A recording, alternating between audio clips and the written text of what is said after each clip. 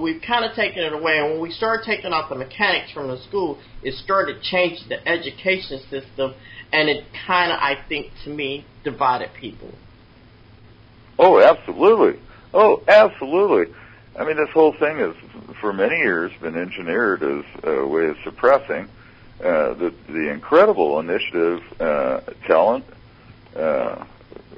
health, attitude, anchoring in basic community mythos of, anybody that was a subjugated race. Not only, the black man, but, the Mexicans have been through it. Yeah, Hispanics. Boy, Europeans. Man, all the focus is on us Arabs now.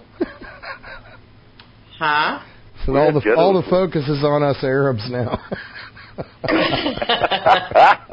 We gave everybody a break. Well, it's sort of this escalator. Somebody else gets on the next step down. I guess technically I'm not Arab. I'm Lebanese. So okay, we got another call coming in. Anything else, Jim? I love her. She's so cool. Okay. All right, and of course here's the hijacker. I'm almost scared to hear what he's going to say. How you doing, hijacker? I could actually talk hours about the American black experience. I'm pretty well studied in depth, but I wanted to hit One Iam with this key fact that I figured out, that it's the same thing that will fix the problem as the same thing that was dismantled, and that is the black economic base. If you remember, and you're about my age, if you go back when it was separate but equal, you remember some of that old footage of the black protest and Martin Luther King doing the marches and all that? Well, before Johnson pushed through the civil rights legislation, there was 190,000 independent, separate, prosperous black businesses. Exactly. I mean, everything from cafes to, they had their own infrastructure. Yeah. Do you remember that? I remember that. They had to have it. You remember some? Yeah, right. You remember some of the footage? Everybody dressed in suits and ties and nuclear families. Yep. You got nuclear families with a father in the family and everything. Right. All the jobs. Then they passed this legislation, and slowly but surely, they started targeting the black economic structure, and so they basically dismantled it. And as they dismantled that black economic structure through that legislation.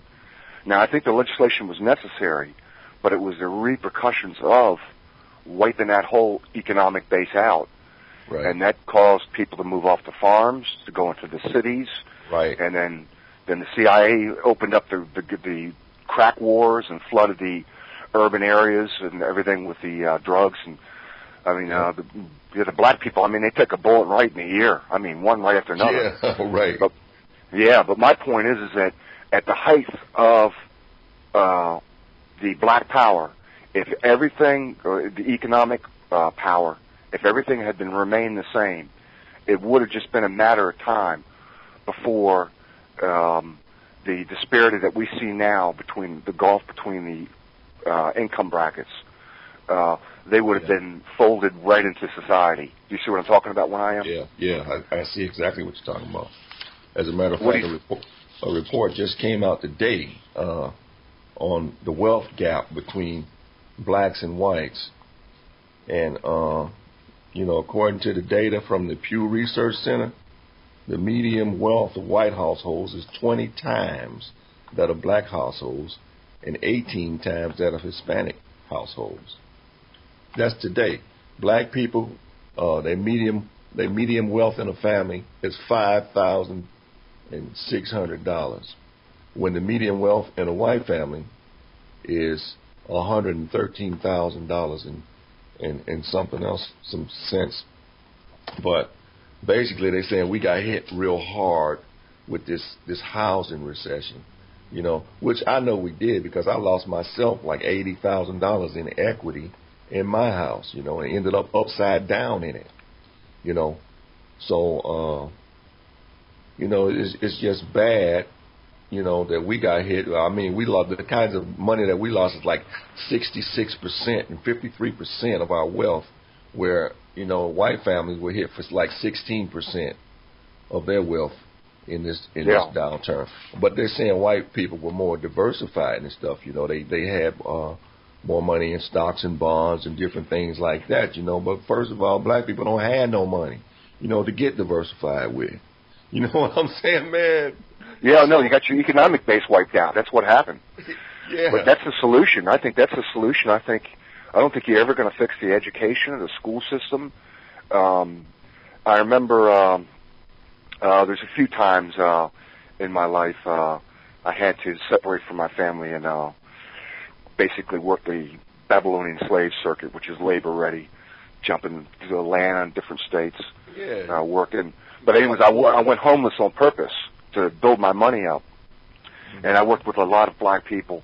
But of all the time that I was out there, the guy that, in fact, he was the only guy that gave me $20, I think, one time. He was a black guy. He was in a storage, you know, how the storage bins, the public storage or whatever. Yeah. He had a business, and he was fixing cars and trucks.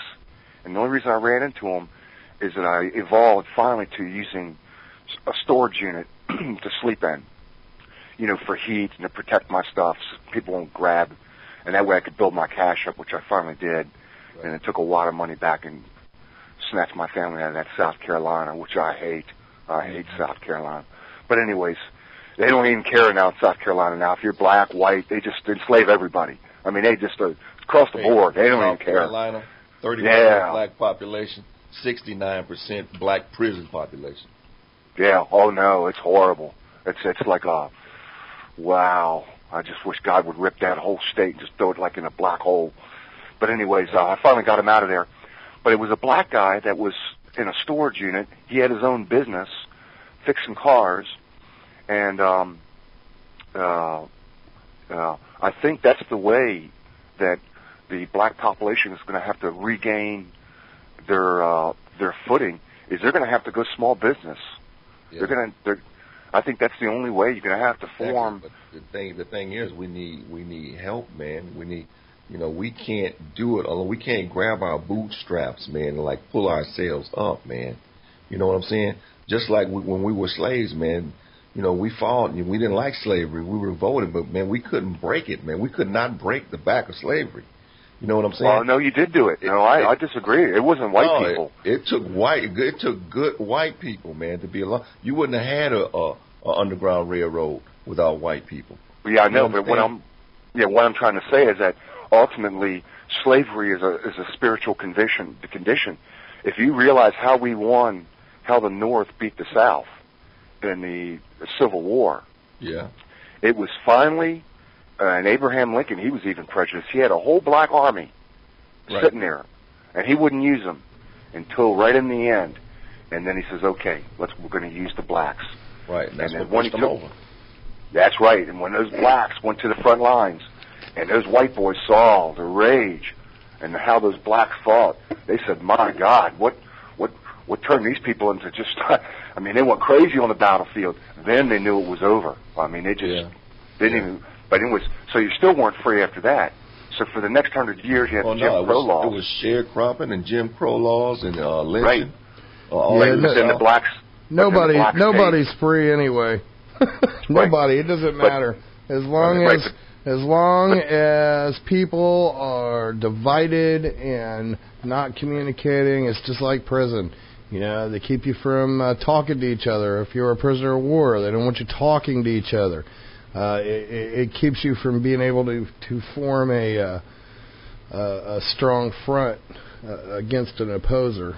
So, you know, I mean, that's what a lot of that has to do with, I think. So. Right, but then in the First World War, the blacks stepped up again, and they were part of that war. They bled that war. The Second World War, they bled some more, but then it was the Vietnam War that the blacks really did some bleeding for the country. I almost bet one already knows this. Right, and then the final guy to bleed, who actually did win freedom for the blacks, I mean in a spiritual sense, was Martin Luther King. He finally did his bleeding. So it was white folks that helped it along, but ultimately it was a lot of black blood being shed. Oh, definitely. And that's how everybody becomes free, turns out. But the thing is that white people have to be hip to the game that the government is playing. You know what I'm saying? And how they are corralling people into certain spots and making these systems weak. And they figure that it's good, that it's good policy to keep white people in control. Even the demographers say that, you know, white people will be a minority by 2050, you know, from the Hispanics and the blacks and all the minorities. But we're still going to be, by 2050, we're still going to be broke, not having any money. You're still going to be in power because you're still going through the colleges and getting the degrees and everything and hitting the top of industry, business, finance, engineering, and everything else. You understand? Yeah. So you know, I mean, they're working it in a way that they feel is best for white society overall. Well, what about the black colleges, the private black colleges? Yeah. What happened to that whole infrastructure? Has that been dismantled? It's still there. It's still there. You still got historically. They still have some in like Atlanta. Black colleges. I mean, and actually they're not all black anymore either. Yeah, and they graduating a lot of blacks, you know, and stuff like that. But so it's all basically green. If you got the green, then you get in. You got to have the money, and then they're struggling too. You know, the schools are struggling, a lot of them. So what do you think the solution to the whole? I know you think it's education. I think it's an economic structure, and then using that economic structure too. Well, the solution is, I think it's definitely education, but we're so busy fighting the battle, you know, to kind of get off under the kind of policies and stuff that the U.S. is doing, and that these think tanks and policy analysts, you know, and how they corral you into spots and then go to work on you with drugs and all kind of other stuff, man. You know what I'm saying? And pumping in all kind of booty music on you, and you know, got everything like haywire, man. You know, and it's all a plan, man. It's a plan. You know, it's policy. You know, it's not happening by accident. It's not happenstance, man. You know, and white people just need to know what the game is so that they don't keep looking in here and thinking that these are just a bunch of violent degenerates that are savages and you know, basically I don't want to have nothing to do with them. You know what I'm saying? Yeah, well, even down to the music you talk about, I mean, you get hit with a trifecta effect. I mean, you get hit with the drugs, you get hit with the policies that break up the families, they hit you with the education, they hit you with the music and that low bass beat, which is a form of mind control. I mean, whap, whap, whap. I mean, wow. That bass beat comes from the African drum, you know. That's almost our heartbeat, you know, automatic, man. And then you pump all that garbage with that, you know, sex and violence and everything along with that, and you pumping it to kids 24/7, man. The teenage pregnancy levels, man, is off the chain, and babies having babies. You know, it's psychological warfare.